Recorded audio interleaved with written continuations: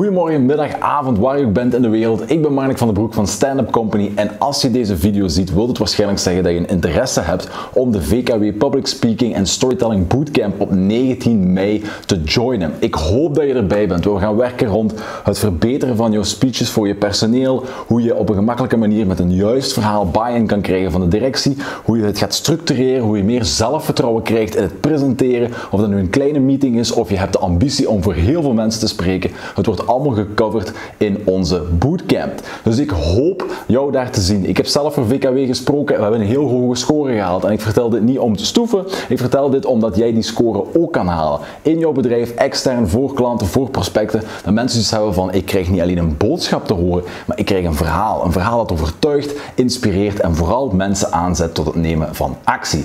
Als het allemaal klinkt als muziek in de oren en je hebt zoiets van, maar dat wil ik ook. Ik wil ook mijn podium, groot of klein, rocken. Schrijf je dan in voor de Public Speaking en Storytelling Bootcamp op 19 mei.